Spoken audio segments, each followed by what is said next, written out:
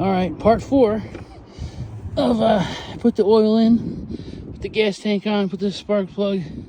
I had the new spark plug ready. I was like, all right, let me check it for spark. Pull the engine over 3-4 times, no spark. Okay, so this is the flywheel. Now that's a ton of rust. Okay, there was the red cover here. You have the red cover and you have all the wires for on and off switch. Okay, red and black. You could bypass everything if you just connect red and black. That goes directly to the coil. Okay, and probably yellow too. But I'm not getting spark. I have to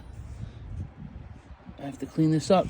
And I have a new coil which has less wires, easier to test. Okay, now you could run your test on here, but I know that with rust here you're not going to get the spark. So take the cover off,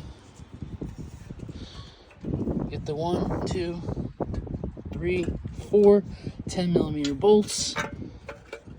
You snake it, pull out the bottom first, take it out from underneath the fuel line and the throttle, right? Pull the bottom out first and it'll come right out. Now I got my, now normally, right, you need to know the gap, because this, ow, most of you guys probably know how this works, but this coil sits here.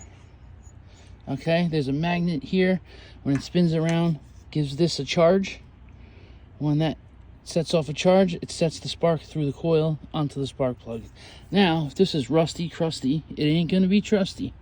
So you gotta clean up all off the magnet, okay? Now there's a gap, there's a certain gap that goes in between that, okay? Now if you don't have feeler gauges, and I don't know the number off the top of my head, but a cardboard business card, okay, is a really good starting reference gap. You could stick that in between the coil when you're tightening this. Obviously you don't want to touch it because it would be rubbing. And what I'm talking about is the gap for when you put this back together. Okay, now the one part on this is really strong. That magnet right there will suck that thing right in if these screws are not tight. And these motors are really important. If these threads, you mess any of those threads up, this is a pretty much shot. These are really important to take those off correctly and not cross thread these threads here. All right, this is like the Achilles heel here of this motor. So I'm getting rid of this coil here. I'm not gonna run this wire. I got a new coil in the pack. So if my coil's bad, I'm just gonna go right to the new one because it came in the $38 kit. Why not use it? I wasn't gonna use it, but we didn't have spark. Okay, so I have a wire wheel here, and let's see what we can do. Put a screwdriver in here, right in the flywheel hole. Turn it over, clean it up some more. Okay. You do this with your wire brush, you know, your wire toothbrush, whatever you got.